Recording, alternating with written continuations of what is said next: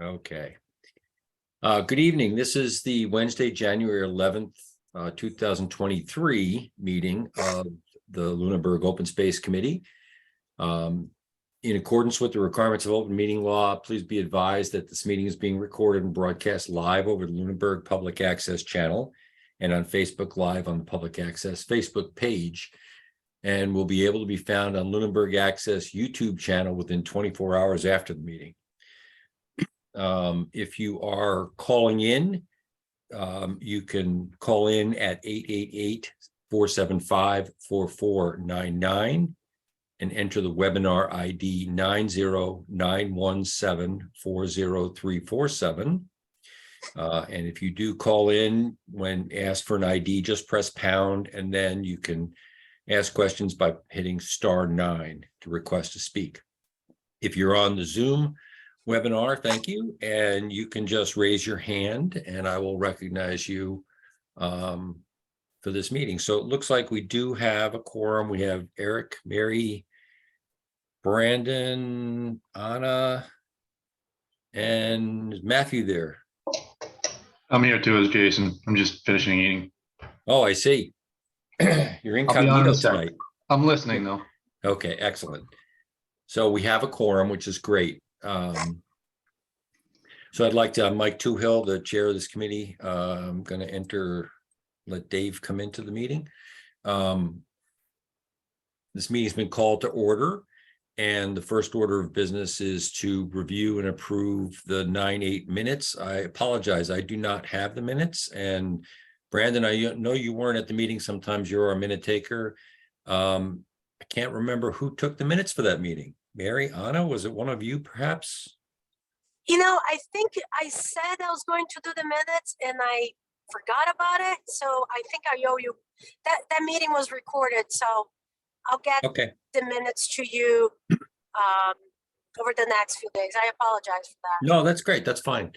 So we will we'll table that item number 2 on our agenda. We'll table that until the next meeting. This is actually the first meeting that we've had a quorum since that September meeting. So we are up to date, minutes up to the September 8th meeting. Main order of business tonight. First of all, could I request that one of the committee members be the note taker for this evening's meeting? I'm currently driving, so I won't be able to do it. That's not you then. I'll be glad to do it, Mike. Brandon, thank you very much. I appreciate that. And that brings up an important agenda item that I can actually share the agenda if people don't have it in front of them. Let's see if we can do that. And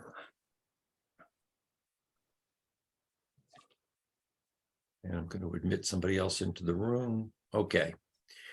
So we are on agenda item number 3, and this is something that I think, Matthew, you were the one who brought this up a few meetings ago. For the better functioning of this ad hoc committee, what we'd like to do is to get one of the committee members to volunteer as, letting more people in the room. Apologize for that. We'd like to get one of the other committee members to serve as, shoot, now I hit the wrong button again. There we go.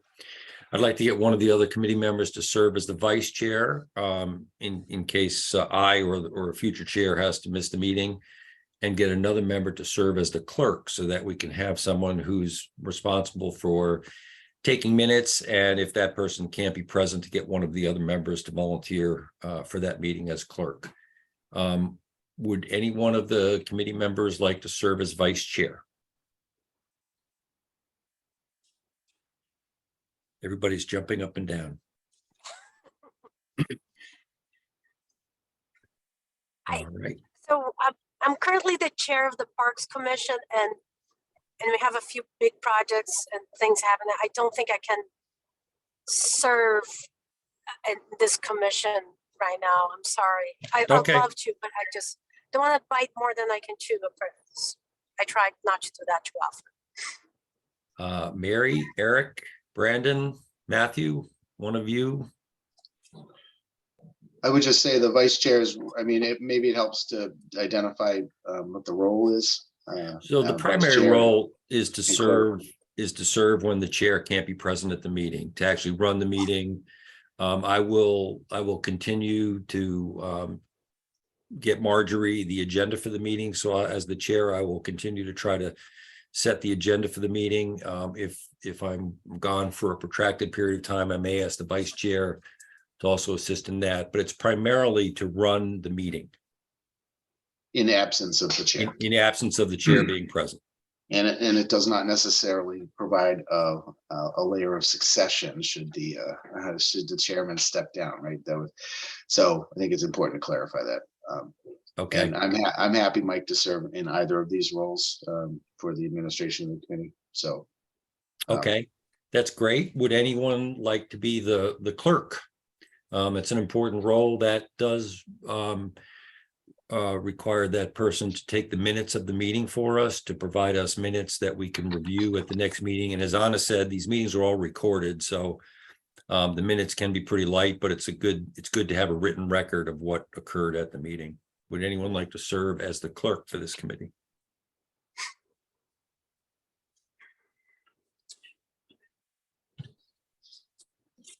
And if somebody would rather be vice chair and I be clerk, that's fine Yeah. too. Doesn't matter to me. Mary, Matthew, Eric?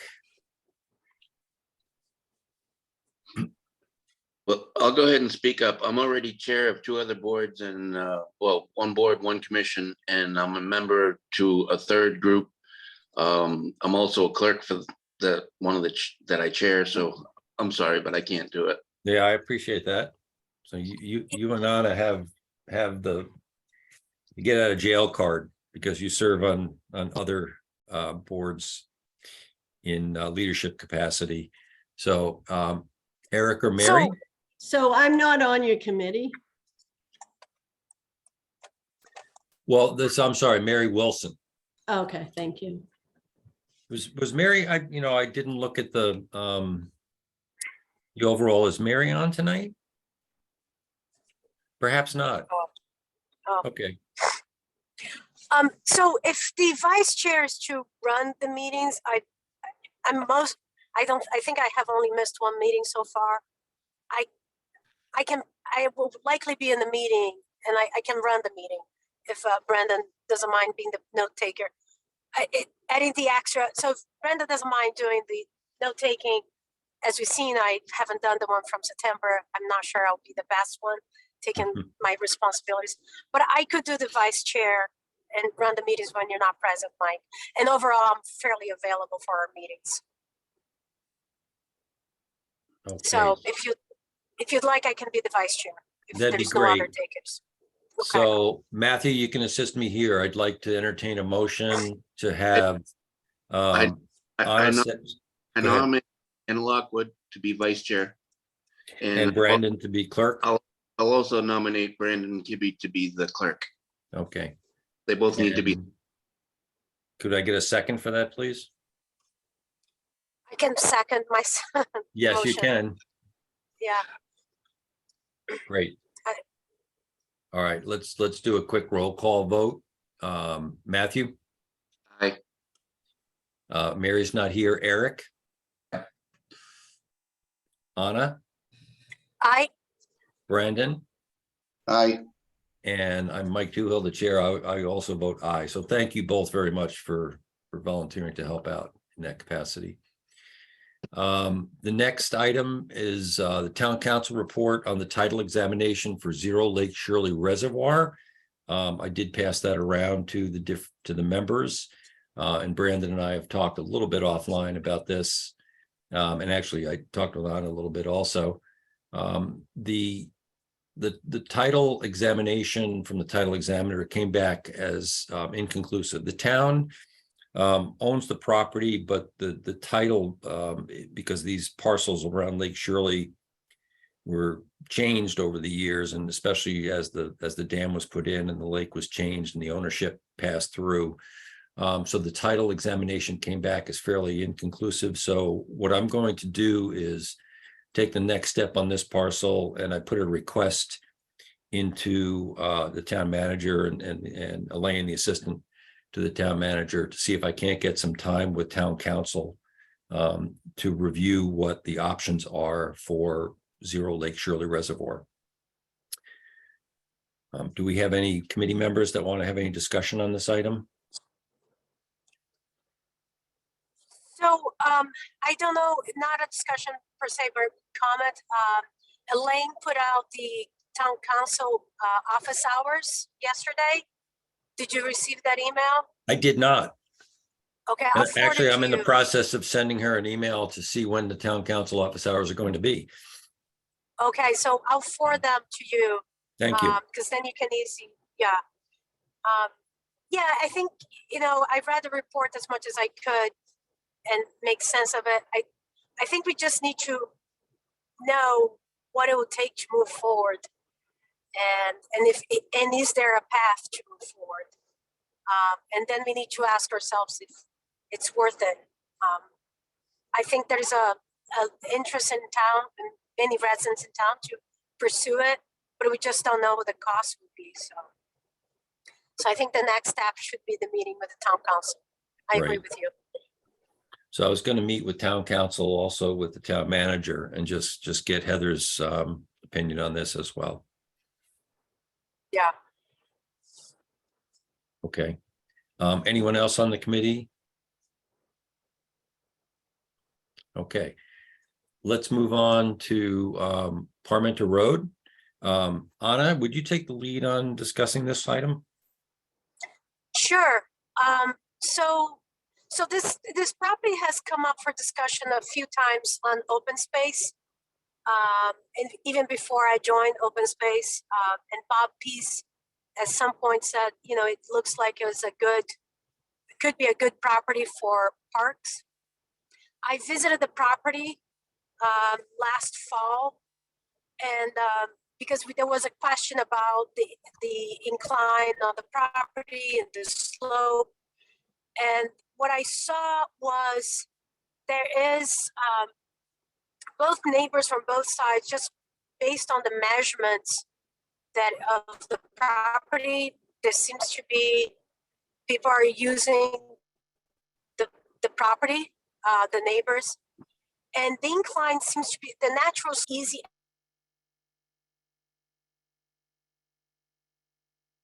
access to the lake for car top access. Park commissioners a couple meetings ago, and the Parks Commission would have interest in perhaps developing that property. And what we see is to be exclusively car top, not a boat launch, just kayaks and maybe canoes. Even canoes, sometimes you need 2 people, and just have a handful of parking spaces maybe built on the property. The property is about 1/3 of an acre, so there is possibility to build, to have a few parking spots. And what we wanted to see from this commission is, what would be the right process to investigate this possibility? And I think what a good process would be if the Open Space Committee comes up with a list of recommendations on how the Park Commission should pursue that, because I think we have more knowledge about, we have a conservation person here, we have a planning board that knows about zoning. So we would like to maybe develop a outline of what the process should be, and even explore some of those options. And if we get to the conclusion that yes, this could be a possibility, that then perhaps the Open Space Commission would make the recommendation to the select board and the planning board to pass this property to parks. So this is going to be a long process, not something that we see happening overnight. Also, I'll make a comment that the property, what we saw on the property is not something that should be allowed for trailers. The parking would really just be for, a sedan or a minivan or something small. I don't see a trailer being able to pull into that property. So it's really small, it's small water vessels with very little traffic. And then to address some of the concerns, because we the last time we spoke about this, we had some of the Lake Shirley residents come to us and they talk about some of their concerns. And I think as we also explore, what do we do with parking, making sure that, we're not opening up for the neighborhood to become a parking, the streets to be parked on. That is parking in Lunenburg streets. There are a few streets that you're not allowed to, but I think that can be something that we can develop and work with the town to maybe put a no parking, because that's a concern around parks. We have that problem on Chestnut Street, and we are trying to address that for those residents. So that's something else that I think, as part of this plan, we could put it together, a one-pager as a recommendation type for the select board and the planning board. So those are our thoughts. Okay, and the property right now is held as general municipal land, correct? That is correct. Okay, and the town has clear title to this property. That's correct. Okay. Joel, I do see your hand up, and I know that others also want to speak. And it's probably on these two items that we're discussing on Parmenter Road and on Zero Lake Shirley Reservoir. What I'd like to do is to just quickly go through some of the other committee business and the other items, and then come back to this under public discussion. So we'll do that towards the end of the meeting. We'll give everybody a chance to discuss this towards the end of the meeting. Okay, do any other of the committee members have any comments on the Parmenter Road discussion? Yeah, I do. Oh, go ahead, Matt. Go ahead, Kip. Go ahead, Brent. I was going to say, Anna, I'm curious about the process that you outlined. Obviously, Open Space Committee doesn't have care and control over the property, and we could certainly vote to support an effort by the Parks Commission, and would certainly provide, a sounding board for ideas and things. But I'm not sure that we are an avenue necessarily, but maybe an advisory role for that. So that's the only thought I had as I was listening to what you said. All the ideas that you had there sounded interesting to me. I think it's, I'm glad to hear the Parks Commission has an interest in exploring that. I think we would certainly be a good place to bandy around ideas about that prospect. But other than that, I'm not sure we have much authority on it, obviously, other than an advisory and a support role. So, and maybe that's what you were describing. That's not necessarily what I heard. So I just wanted clarification on that. Yeah, so what I envision is, because the Open Space Commission, or are we a committee or a commission? I keep Committee. forgetting. Committee, okay. The Open Space Committee does have a broad knowledge as within its members, right? What I think would be great is if we could develop a list of recommendations, such as, yes, we recommend this property to be passed to parks, and for this property to be developed into a car top lunch exclusively, with some parking, and all in an advisory role, because we can then take that to the select board, because they are the ones that those recommendations, and take it to select board and say, hey, the Parks Commission have this recommendation, and we would like to take over this property so that we can perhaps develop with these recommendations in mind. So it is, what I think it would work is if this committee would offer a recommendation about how they see the property being able to be developed, and give the space for the residents to come and say, hey, I think this could work and could not. Because I think once that transfer, if we make that transfer to parks, if we do this legwork beforehand, it'll give the residents assurance that there will be safeguards, that these are concerns that we're addressing. And I think that's the good part about it. I don't know if that made sense, or if I answered your question. Yeah, I think you did. And, you know, um, I don't know that there's necessarily magic behind the ordering of the process, but, you know, it seems to me before we start a process of transferring it to the care and control of the Parks Commission, maybe we need to think about, you know, that future use as a possibility first and explore what that might look like. And if it looks like that's a positive outcome that's supported by the community, then we go through the process of transferring it to the care and control of the Parks Commission. It's the Exactly. cart before the horse thing, maybe, but.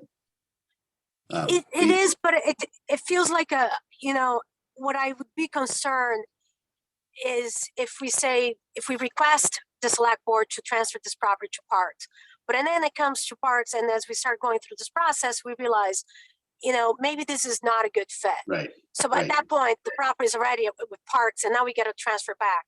So Right. if we do a little bit of this, you know, lag work, if you will, it just might be a good place for it. And I think that the Open Space Committee is a advisory committee that I think if it's fitting to make recommendations or not. Sure. Because, you know, one thing you're right, like the Parks Commission could go to the select board and say, hey, we wanted this property, but that's not the avenue that we want to take. We really want to be, you know, do the best possible process. Okay, thank you for clarifying. That was, that's in keeping with the way my mind was working on it too, so, good. Perfect. Thank you. Matthew? Oh, yeah, I was just gonna mention that it was recently on the select board's agenda for access for a neighboring property, but I'm thinking about it. I believe it was at that meeting as well. Yes, I was. One of the neighbors, well, it turns out, so the story on that property, on that meeting was, the neighbor, if you're walking into the property, the neighbor to the left, he said, I believe that property has been sold, but he had the property up for sale. And he said the previous owner had built a fence in the property that's part of the town property. And he was told that a couple years ago that he was using town property without the consent and asked to remove the fence, and he never took action on it. And the reason he went to the select board was that he needed to build a new septic system, and he needed access through that property to his property in order to build his new septic system. And it turns out that his previous septic system, which he hadn't built, it was the previous owner, was actually built in town property. So there was a lot of things to be remediated that he had to remediate. But the neighbor on the right, just based on just looking at the size of the lot, you know, there is a dog leash and a dog water bowl there. The frontage to the lake is supposed to be 40 feet. Now, if you go there, it's barely 15 feet. There is definitely, you know, I think if we decide to do anything with this town, with this property, and even if we don't, I think we should ask the town to, you know, address those concerns. Well, just like anybody else, Anna, a boundary line survey would probably be a first step if Right. any development was going to happen there anyway. So, I think first is I think work on a conceptual basis about what it would look like, and then there would be some technical steps that you would have to take in order to implement anything anyway, and a boundary line survey would be part of that. Right. Well, I'm not sure the town necessarily wants, even, I don't think it is the town's position that is okay for a neighbor to take over the land, even if, you know, if we're not using the land. Because both neighbors were sent a letter by the select board more than 2 years ago.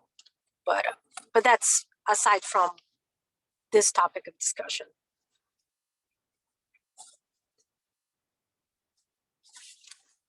Okay, thank you. Eric, did you have anything? Or are you good? You're good. Okay. Just as I said, I'm going to move quickly through just the board business, and then we'll come back to this and we'll have a further discussion, I'm sure. The next item is item 6. That's the annual town report for the fiscal year, and just reporting to the committee that I'll be doing that. Brandon, thank you for sending me the previous town report. So I'll be taking care of the annual town report. The Massachusetts Open Space Conference, I sent out information to all the board members about that. I did attend last year. It's a really good conference, great sessions. Learned a lot about the different aspects of open space. So I highly encourage the board members to attend if they can. And you don't have to attend all the sessions. You can sign up for some of the individual sessions, and all of the individual session items were listed in that material that I sent out to the committee members. Unless there are any questions on those 2 items, I'll just move on. Okay. The next item, the open space plan, that's just a note for everybody, especially for Mary Wilson, who unfortunately isn't with us tonight. She had asked me just to put this on the agenda. We've had it on for several meetings. Unfortunately, we haven't had a quorum, so we haven't had meetings. So I just carried that on to here. It's a link on our website to where the open space plan, which Brandon and Paula and Bob had a lot to do with. There's a link to that open space plan on the website. The next is call for proposals for the Mass 2023 Mass Trails Grant. This one I thought was kind of interesting, it potentially for us, and I know, Anna, I think we were talking about you guys at Parks may also be taking a look at this. Conservation may be taking a look at this as well. I don't know whether we've done these trail grants before, Brandon, but the state has an annual trail grant process. I sent the URL for the website out. I'm going to take a deeper look into it and see if it's something that makes sense for us to work with conservation, with parks in open space. I know conservation has been very successful at getting these grants in the past. That's where the trail maps have come from, and a number of other projects that they've worked on the trails. And I think they've also done these in collaboration with the snow riders. So conservation has a pretty strong track record with this grant program. And so I'm sure Bob and the Conservation Commission are all over it, but whatever we can do to support and their efforts on that, but they really have a tremendous amount of have had a tremendous amount of success with that program. I know Mary is actually Mary Wilson, who's a representative from the Conservation Commission to this committee. Mary is actually working on some of the grant right now. So I wish Mary were on. She could tell us a little bit about where conservation is on this, but unfortunately she couldn't make it this evening. Yeah.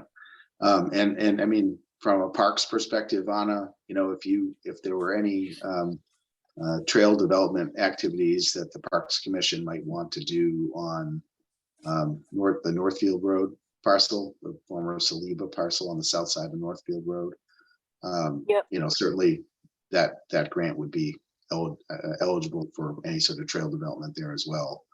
So something to consider. Maybe there's a collaborative project that could be done with the Conservation Commission across both properties, if that's something Parks might be interested in. Yeah, we did discuss this grant as a possible funding source for the for actually we would like to build a trail in Marshall Park that'll go from about Chestnut into the wooded area into an overlook onto the pond. Down to the pond, yeah. Yeah, we are currently working on getting the IFB for the engineering done. We felt, as for all the grants that are open now, the deadline is the end of the month, and we felt we'll be better prepared once engineering is done. So we're probably going to be exploring that grant for the next time around. Yeah, I was gonna say it's an annual program, and so there's multiple opportunities down the road. So better be submitting an application when you're prepared. And that's a good point about the Marshall Park piece. You know, I don't know if the plan includes, you know, an ADA accessible portion of that trail. But certainly that would be really attractive to the recreational trails grant program. So if that's a consideration, I having walked that stretch down to the pond, I can imagine at least a one-way portion of that to be ADA accessible, and that'd be a really interesting feature for the park, I think, if that's something that you could design in. But Yeah, and marks. yeah, you know, and that's the other thing. So what we're realizing as we have one of our fellow commissioners are working on creating the rough draft of the IFB, and another fellow commissioner is working on gathering all the requirements for all the grants that we have explored. We have researched a lot of grants. We have a long spreadsheet, and what we realize is that our goal is going to be to incorporate some of the requirements of the grants into the IFB language. So for example, the ADA is a great example. As part of the requirements, we want to say, we wanted the trails to be ADA compliant, and there are different levels of ADA compliances. So we want to be specific on that requirement, what we're asking them to do on the engineering.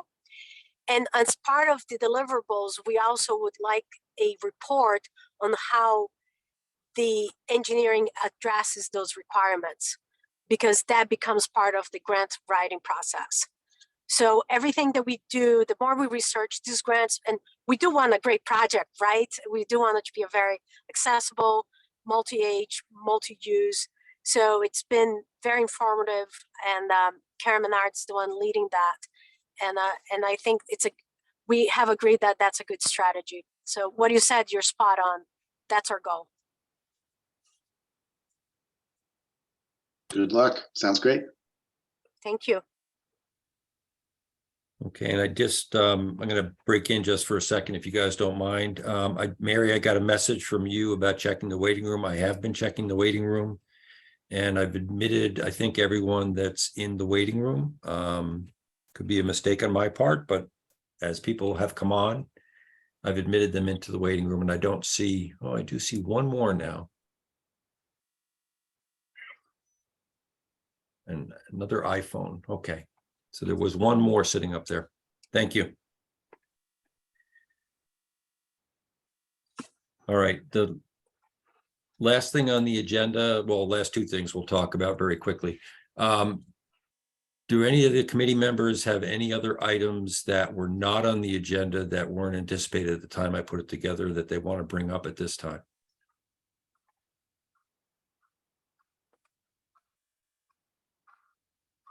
Okay, hearing none. I'll just quickly mention that our next meeting is scheduled for February 8th.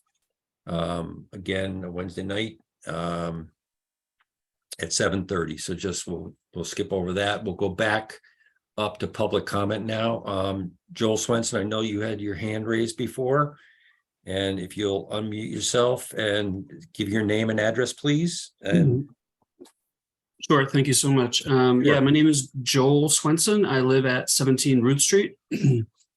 I do have a few prepared comments, but I wanted to say before I start that I might be slightly mistaken in some of my comments and concerns, because I feel like I heard something different tonight from committee member Lockwood about her statements based on the Parks Commission meeting from November 16th. So, the main discrepancy, with what I might have heard is an emphasis on car top only.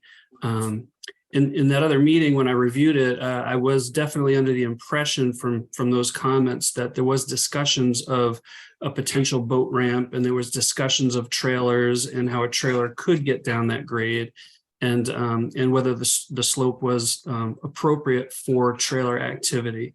So I do apologize. I might have to go back and re-review that video or perhaps get clarification from the committee member on what the real intentions are for that parcel. But regardless, the comments that I'd like to actually make, I think they still do apply.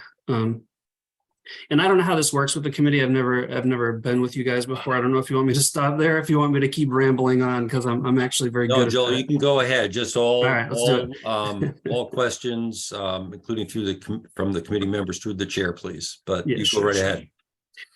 So yeah, my mailbox is at the end of my driveway, and that's about 30 feet from this proposed boat ramp, as I heard it being described before. The site is at the junction of 3 roads, Parmenter, Ruth, and Johnson Street. And the town lot is specifically a corner lot. And one of the main concerns that I have is, typically it's very atypical for people that tend to park on the outside curvature of corner lots. It makes those, it makes parking, it makes the passing of other cars, a little bit dangerous. So I'm really concerned about safety as far as, if people choose to park on the road. So what that would do is patrons would resort to street parking, or I did hear that there was some potential about building a parking lot on that plot of land. But if you're unfamiliar with that particular spot, I'm here every day, and Ruth and Johnson Street are both dead ends. So that exact intersection is it serves as the public school turnaround spot, because the buses can't go down those 2 roads. So it's really a very unfortunate thing, but it's a poor place to have parking and activity. If people are going to be all over the road, it's going to be extremely difficult for that school bus to execute their turnaround procedures, because what they currently do is they go down Johnson Street, back up Ruth Street, and then exit through Parmenter. And if there's now going to be potential cars parked all around that general area, that's definitely going to be a safety concern for the kids and for the school bus itself, actually. So yeah, this all occurs directly in front of that town lot. So it sounds like the best way to mitigate that would be to build a parking area that can handle trucks, and from what I heard before, it would have to handle trailers, because there was talk about trailering rowboats and things.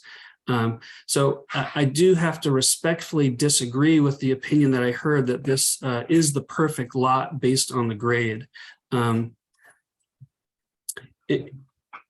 In regards to parking access, there really is a significant grade, and if the site is developed, then the town really will have to comply with all the ADA requirements for building this site.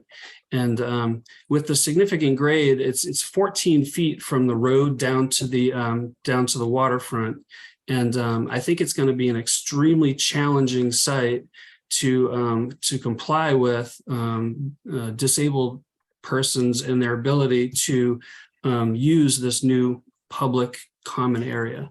And of course, as we all know, failure to comply with those that federal civil rights law could open up the taxpayers in the town to litigation and potential penalties.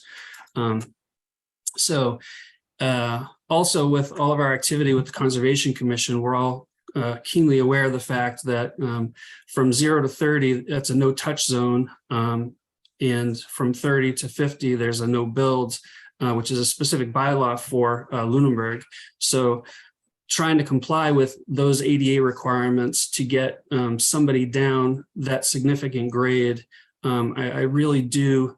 I would be interested in any proposal that you put forward to make sure that there is ADA concerns in the forefront of those proposals. So yeah, that's pretty much all the comments that I wanted to make about that. I really am a little disappointed. I don't feel like that is a good place to have that. And I will pass it back to you, Mr. Chair. Thank you, Mr. Swenson. Just as Brandon mentioned before, and we've said before in many meetings, we are advisory. We're not a planning group. We're not the designers of, potential kayak launch areas or anything like that. Our job is to take a look at existing public open space and potential public open space and make recommendations to the Board of Selectmen, to the Planning Board and the Board of Selectmen about the disposition of different properties. So I really appreciate all of the comments you made and the observations that you've made on this site. What I'd like to do this evening is to hear from the public. I think it would not be fruitful for us to start just a back and forth total discussion of the design of something that is not in our purview. But I do want to hear the concerns and comments of the citizens. And so I prefer to do that, hear from the citizens first, and then I can go back to the individual committee members if you want to, put closure on any particular items. That would be great. But let's go ahead and hear from, I think, Mary, your hand is up next. Your name and address, please.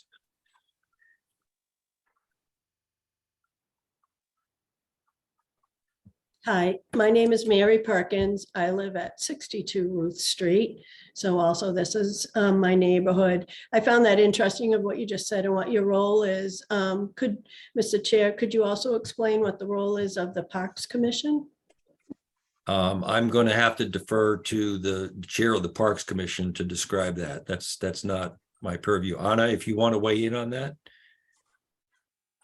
Sure. So are you asking what's the role of the Parks Commission in this committee or as Right.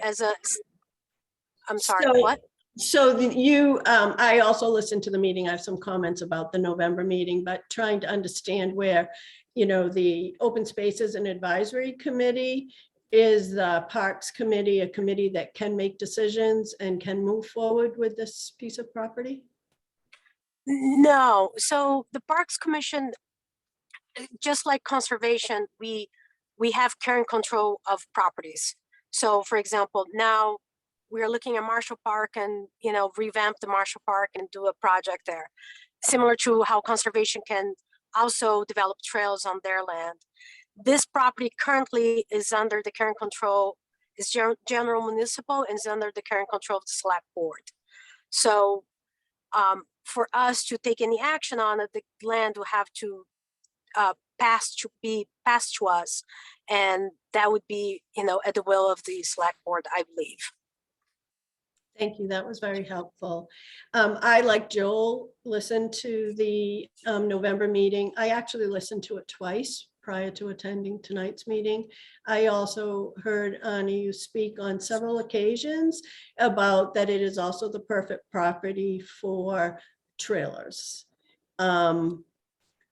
That to me opens up and you said small trailers, and that to me opens up jet skis. And what does that mean? The people that are going to Shady Point to put in their jet skis and pay Shady Point for jet skis now will come in and go down that boat ramp. So I think we need to make that be very clear if this is to move forward, that no jet skis could be allowed to come into the lake. And how another question is, and I'm not even looking for responses to all these questions. These are my concerns. And if you could take them, and if you have answers, you can answer them, but I doubt you do. And one is, how would you monitor that only Lunenburg residents would be there?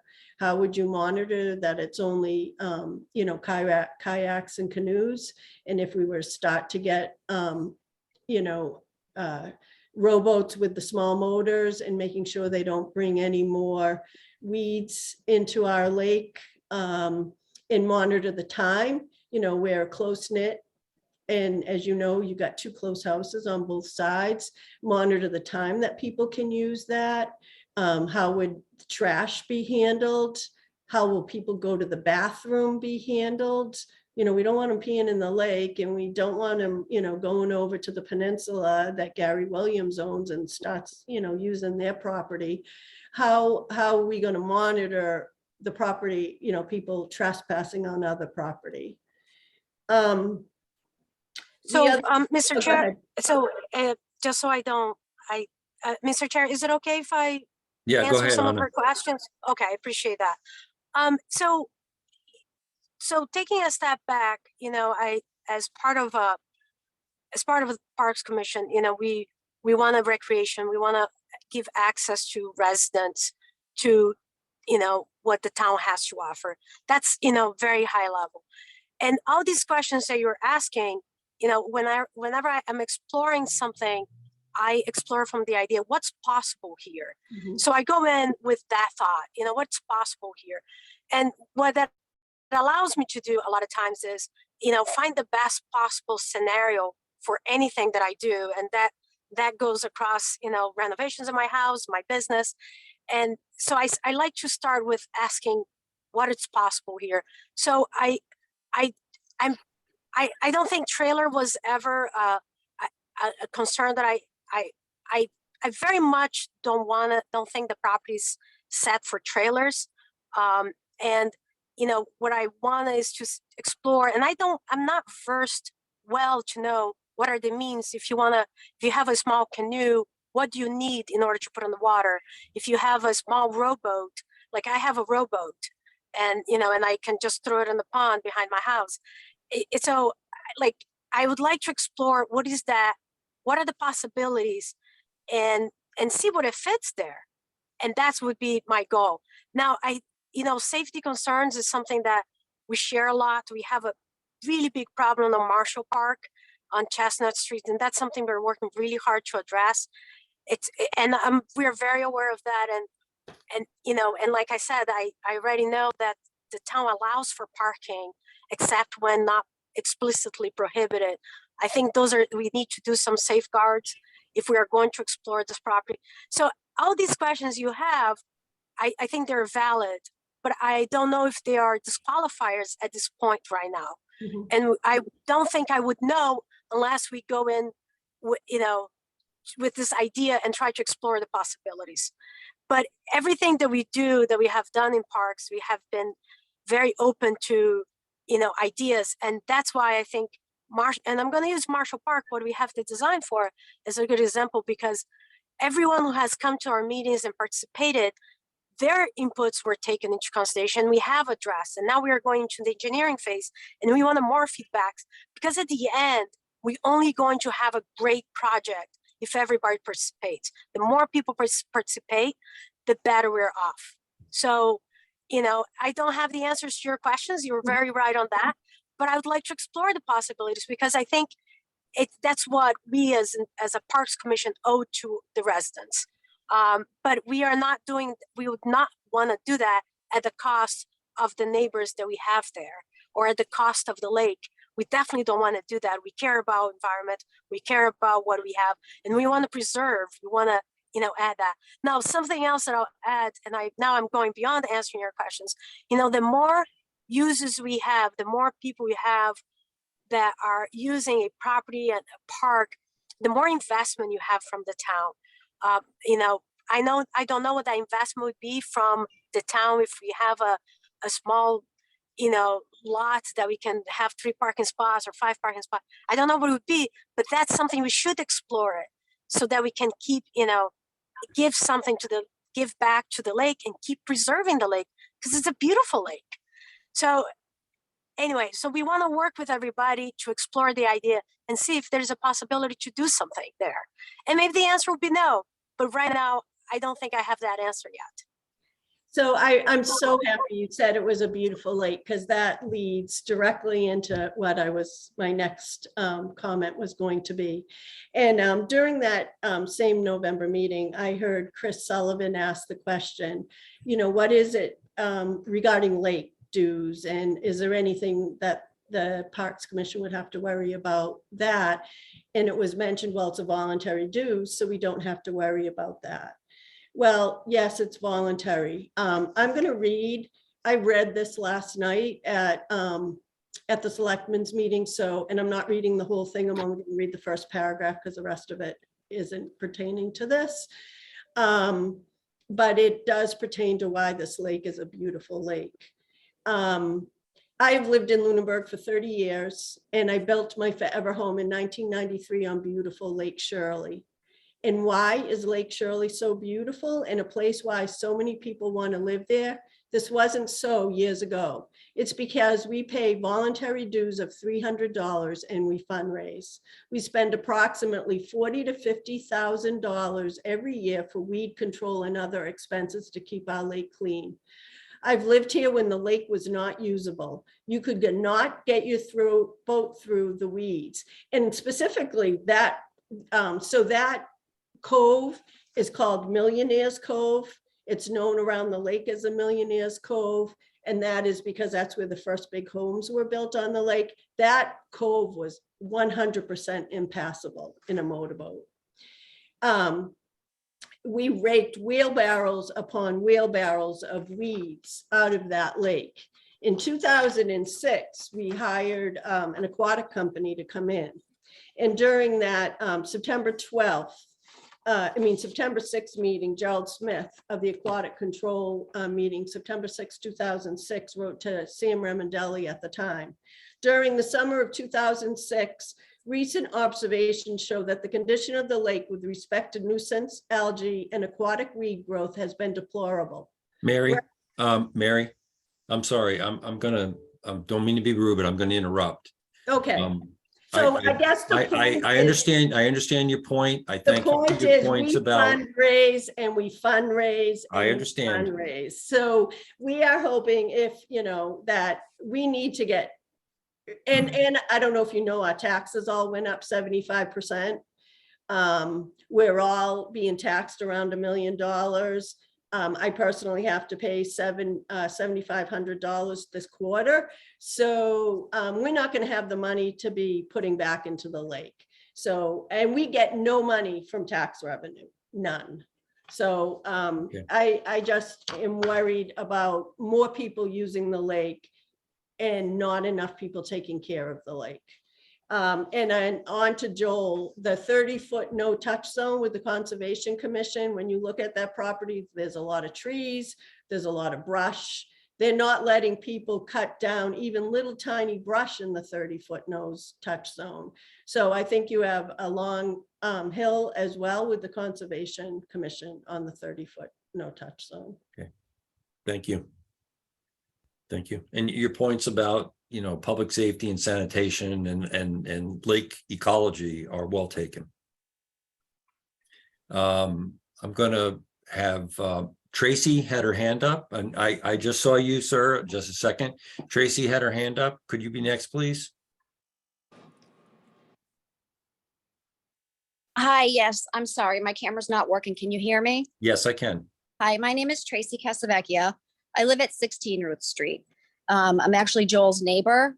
If you're looking at the map in question, when you're looking at this, we're the parcel of land number 14. So we're pretty close to this area too. And I too watched the November 16th, video twice tonight, just like Mary and Joel. And Anna clearly states that a small trailer could be used in that area. Yeah, so for small vessels up to 3 feet. So what I definitely want is clarification, because I do not want one meeting Anna saying that a trailer can be there, and the next meeting she's saying a trailer cannot be there. I'm well aware this is town property and you need to do what you need to do, and that this is not the place to get into everything else like trash and all that. But I need clarification on the trailer access. It's 2 dead-end roads. Not long ago, a house in the neighborhood had a movie filmed here. We had cars parked up and down the street. You could not get in and out. I'm an essential employee, being a registered nurse, and I couldn't get to work. So I need more clarification on that. Okay. On the parking and the trailer. Okay, again, for everybody on the call, we are an advisory committee. We are not planning any facilities here. We are talking about the potential use of this open space for different types of uses, and trailering canoes and kayaks in is one of the potential uses that we have discussed, we are discussing tonight. Thank you, Tracy, appreciate it. Mike, I think, when people talk trailer, they, people can think of trailers as anything. Me being a very short person, I pretty much need a a trailer for my kayak. So that is I think if there is this, again, we're not planning this right now, but I think it's fair to explore the type of things that can go there. I agree. And if there's a small trailer, and we should explore that idea. And especially for people, I can see people, they're not very tall, they have short arms, car top is not an option. They do have kayak trailers. So yeah, I see that as a possibility. So yeah, but I don't see a possibility of a boat launch with that you would see zooming or around the lakes. It's not the goal. Thank you, Anna. All right. Sir, 973-508. I don't know your name, but I see your number. If you'll unmute yourself, you can speak. Yes, hello. My name is Gary Spint. My wife Maureen. We live at 7 Ruth Street, which is directly across the street from the property in question. We have a parkway that extends out to the street, and I want to voice my concerns about the parking issue there, as Joel and Mary and several others have talked about there. The street gets a little narrow. If emergency vehicles or anything had to get in there, it would be extremely hard for that to occur. Also, whenever there's a large get-together at one of the places on the lake, neighbors or whatever, and they use the parking areas in front of my house, it gets a little inconvenient because there's damage done to the sprinklers and whatnot. I heard a comment that possibly you could make a recommendation, or you could pass along the comment that possibly that side of the street could be placed no parking signs, and I would fully support that. Because of the potential to leave the street open for emergency vehicles when needed, and also for the safety of all involved, including the school buses, like Joel said himself there. And I get it that you don't make the decision, but you can certainly pass along Sure. the concerns of my many neighbors. So thank you. Yes, thank you. Thank you for your comments. Karen Menard. Good evening. I'm Karen Menard, 672 Page Street. I actually have a question on another subject, but I do want to quickly address something on this subject. I'm the former chair of the Parks Commission, also a former member of the Open Space Committee. This is a topic that I have been around for quite a few years, as we've discussed. I want to encourage everybody that's here to participate in the Parks Commission meetings when this comes up as an agenda item. There is one thing that is absolutely without a doubt positive that's happened on the Parks Commission in the last few years, and that's public engagement and public involvement. We definitely encourage that. We are trying to get more and more people involved. And, we started a few years ago with no involvement, and then COVID hit. And the one thing that was a great benefit to us is now that we're on Zoom, we can have more and more people join us for our meetings and watch our recorded meetings. So please join us as we continue to have these discussions, because like you have said tonight, this is just an advisory board. And Parks Commission will, continue to have these discussions. I will throw out there as well that our current chair, Anna Lockwood, English is not her first language. Thanks for pointing out. You're welcome. Well, I say that because I listened and I read again this evening parts of our November meeting, and I know her. I've known her for 20 years, and sometimes I think the terminology can easily get interchanged.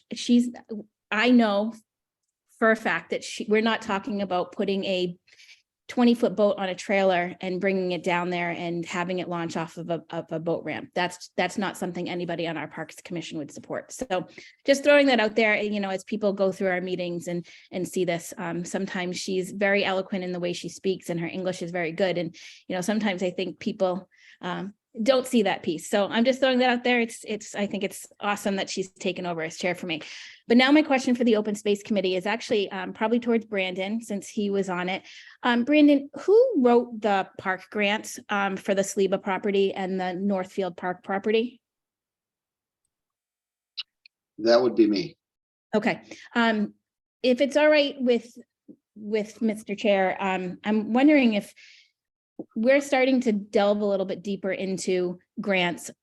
I don't know the first thing about them. Apparently I've been handed the steering wheel and said, please run with this. I don't want to mess up. Mary Wilson's been awesome to answer your question of earlier in the meeting on the trails grant that conservation is going for.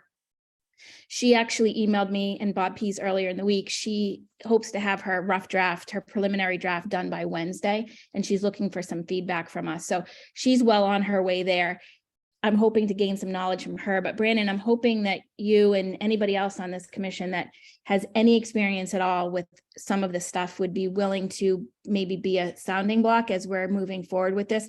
Because I just want to make sure that when we put something forward, we're putting our best foot. I never saw the original grant application for Northfield. That came through. I want to say I had just stepped off the commission when that came through.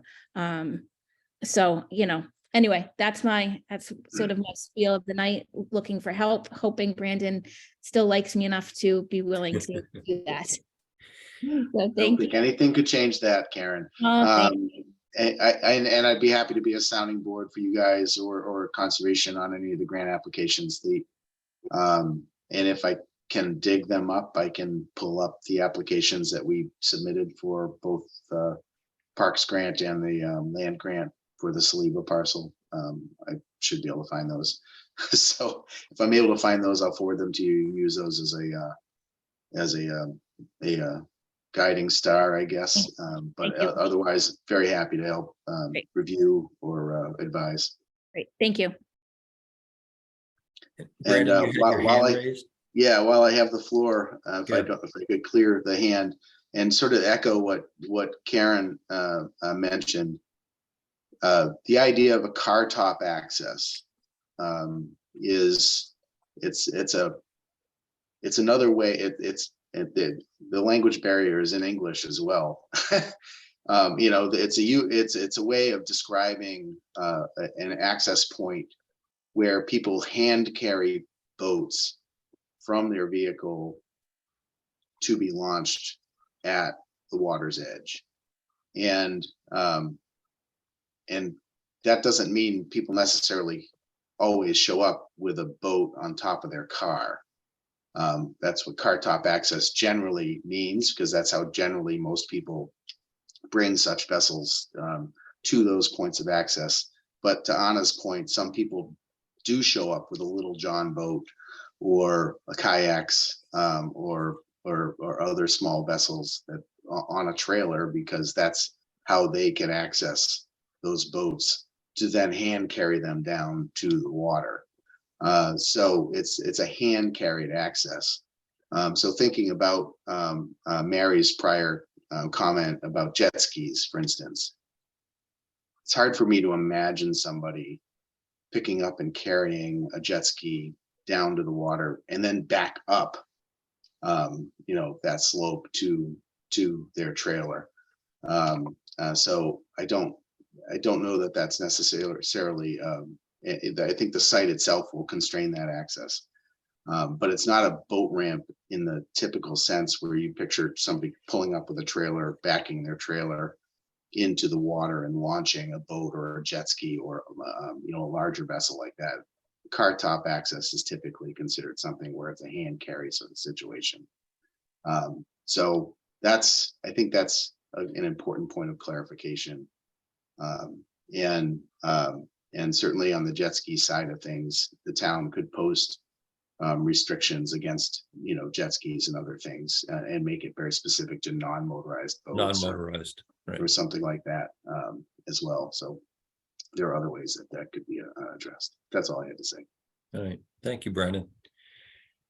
Joel, you have your hand up again. You have a new point? I did, but I'm kind of losing it now. Yeah, so That site's very interesting because the former owner of the land next to there had a fence on that property, on town property, and he was asked to remove it. And there was a lot of discussion about the fact that the town manager didn't actually want him to remove that fence because of potential liabilities if he gets hurt. So that site, I understand what Brandon's saying, and I appreciate that. So yeah, we took a car top to a little too much of an extreme, but there was talk of boat ramps, and that's really the only way that you could make that site be safe for people. So, I mean, there's definitely a liability concern for the town if you have people trying to trudge down that hill in an undeveloped site. So I think that's why we're all kind of, if I had hair, it would have gotten raised up regarding a boat ramp. But so in your advisory role, I think the use of the words boat ramp is, it's probably a dangerous thing to use because, it Right. gets people very afraid of what could happen. And believe it or not, we've actually had people try to drag jet skis down very dangerous areas to get into here so that they don't have to pay. People are ridiculous. So we're all very concerned. There already is a car top access over on Reservoir Road. There's a large parcel at 0 Reservoir Road, it's huge. I mean, you could have an amazing parking area there with absolutely no grade. I walk by there So every I'm day. going to stop you for a second. Did you hear the discussion early on in this meeting about that parcel? Yeah. So we yeah. are looking at that. There I know. are some title questions that we have to resolve on that, but that is Sure. an option as well. Yeah. Yep. Okay, thanks. I appreciate it. Yeah, thank you. Mary, you had your hand up again?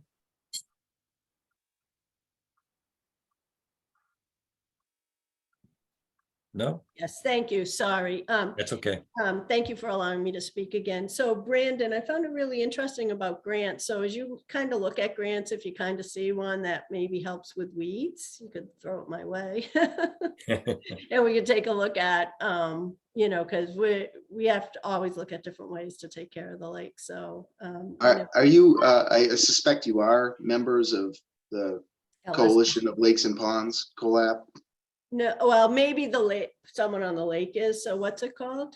Coalition of COLAP, Lakes and Coalition of Ponds. Lakes and Ponds. Okay. That's a coalition of typically nonprofit lakes and ponds associations like Mhm. yours. So Mhm. I wouldn't be surprised if you're not members, or I would be surprised. Yeah. Many negatives there. You know what I'm Yeah. trying to say. Yeah. I think the Coalition of Lakes and Ponds is or traditionally has been an excellent resource for lakes and ponds associations, and they are totally dialed in to those types of opportunities. And so you're going to be way better off. If I was a homeowner on a lake, these pictures behind me are deceiving. But I suspect I would know more about those grant opportunities than I do in the role that I serve today. Okay, that's very, very helpful. Thank you so much. And You then bet. one other just quick comment is, I don't remember what meeting it was. I think a conservation meeting I attended a while ago via Zoom. And there was a property on Hickory Hills where unfortunately the man passed away at an early age, and he left his entire property to the Conservation Commission. And I had thought about, why wouldn't that property be used for kayak access, especially where Hickory Hills is a small lake and you can't have anything more than a 5-horsepower boat on it anyway. And it's already, I'm sure, set up, right on the beach. I don't know anything about it. And maybe you don't either, and maybe you just want to take a look into it. So I just thought I'd pass that on to you. Okay, thank you. You're welcome. Thank you. All right. I don't see, Mary, you can put your hand down. I don't see any other hands right now. So I'd That's like to, I'm sorry, Mike. I've got some comments. go ahead, Matthew. I was ready to go back to the committee members, so go ahead. Okay, super. So, yeah, the last comment mentioned a property on Hickory Hills left the Conservation Commission. The actual situation was the proceeds of the sale of the house was left to the Conservation Commission. So there was no exchange of property given to Concom. It was just, they get the proceeds, which is going to be a considerable amount. So that property is not going to be town owned. It's in the association. So, and I have a question for Brandon as far as the process of care and control from the select board being transferred to the Parks Commission. And this is probably something I should know, but is that just a select board decision, or does that have to go to town meeting? I think it goes to town meeting as well. Okay, that's what I thought. So we're unless it gets submitted as a warrant article for the annual town meeting, we're at least 6 months away from the possibility of the control being transferred. So I mean, as speaking as the chair of the planning board, and I'm not sure how much say we would have on it, but I certainly would be against having any kind of trailer access on a dead end road that goes to 3 other roads, I believe, or 2 other roads. The car top sounds ideal, and I would hope to restrict access by trailers. Also, I know that there are some car top hand carry boats that have motors. So some motorized boats could be car top and hand carried. And then just to address some of the possible controls, like the town beach is under the care and control of the Parks Commission. They have attendants. I doubt the town's going to want to pay for an attendant there. They get you get beach pass. We could have permits, so cars would have to have like a permit sticker. The police could monitor. As far as no parking, that's a difficult thing. Has to go through, not quite sure exactly what the process is, but it's not necessarily something that the residents of that area would probably want. It would probably inconvenience them as well. But I think that I think it's very unfortunate that there seems to be a big scare about something that has just been talked about as an idea. As Ms. Lockwood mentioned, she's throwing out ideas, and this is certainly nothing that's on any kind of a radar for within a year. And there are certainly a number of other discussions that would need to be had before any kind of a plan was made. So I just want to mention those things to reassure the residents there. Thank you. Thank you, Matthew. Any other committee members? Brandon, your hands up. Yeah, Mike, thanks. I just wanted to sort of reiterate part of what and build on part of what Matt was just saying. You know, we have a number of conservation areas that have, or the town has a number of conservation areas, for instance, that have small parking areas associated with them. And those are not monitored. They don't have an attendant, I should say. You know, they're part of the patrols that the local police, you know, will do to make sure that, you know, things aren't happening. And of course, the Conservation Commission monitors those areas as well from time to time. And then, of course, the users of those areas will drop a dime if there's a mattress that's been dumped at the parking area or some other silly thing that the public sometimes want to do. So those areas are quite nice, and they're not. We don't have a paid attendant, and you know, and people are allowed to use them. And depending on the area, you know, you think of Cowdrey, for instance, very popular destination for folks to go, but one of the main accesses is right there off of 2A Mass Ave, and it's this itty bitty little lot with trees growing out of the middle of it, and there's only so many cars you can fit in there, and so and that by its design limits the total number of users that can access from that point, and so I guess I say that is, you know, if we design a car top, I mean, Anna said that this is it's a very small lot. So it's not like you can put a whole bunch of parking spots on the lot. And certainly to address some of the neighbors' concerns that we heard tonight, there would be no parking signs to limit on-street parking in specific. So the number of users that could actually get there and use that would be really limited just by the nature of the potential access, the available space for access there. So so I think the number of users that they just don't, I think the design itself will limit that, I guess is my first observation. My second observation would be, though I think this would be an amenity to the town residents, and the town residents would be by far the largest users of such a facility if one was there, like they are for the informal car top access on Reservoir Road. I've used that myself, but you don't often see lines of cars there. There's a car or two or three parked there from time to time, but it's not loaded with people all the time. And I venture to guess that most of those users are local users, residents, but it's not restricted to resident only use.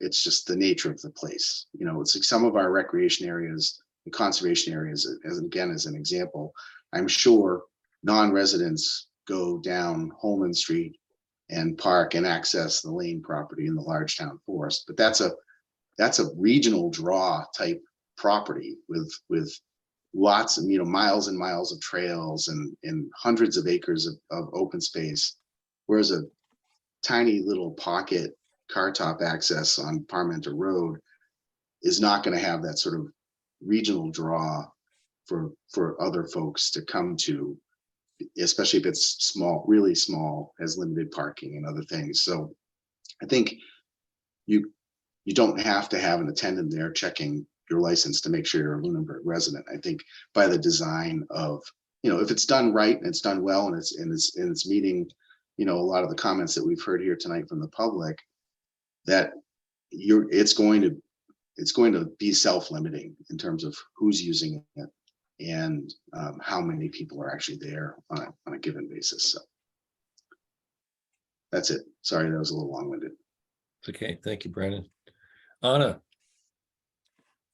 So thank you, Brandon. Thank you, Matt, and thank you, Mike, for bringing this subject to conversation. And so, you know, what I would like for the commission, and I think this meeting kind of like reinforces what my thought was, is that, you know, it would be great if this commission wants to explore this as a possibility to, you know, help us explore some set of recommendations that then we can, you know, see if those recommendations can then lead to a small project. So I would like to ask, you know, Mike, if this could be a future item on the agenda, if the committee, and ask if does this committee wants to do this or not, explore this idea. So that's my ask, you know, does this committee would like to explore making a recommendation for the possible transfer of this property to the parks with the purpose of creating car top or hand launched boat, what have you, so that we can, you know, hopefully move this idea forward if that is a possibility. I think it is a possibility, and I think we will bring this up perhaps at our next meeting on the 8th of February. And I will, after I get the notes, Brandon, from this evening, I can put together, you know, a bullet item list of some of the concerns and some of the ideas that we've heard from both the public and the committee members with regard to the potential use of the property. Thank you.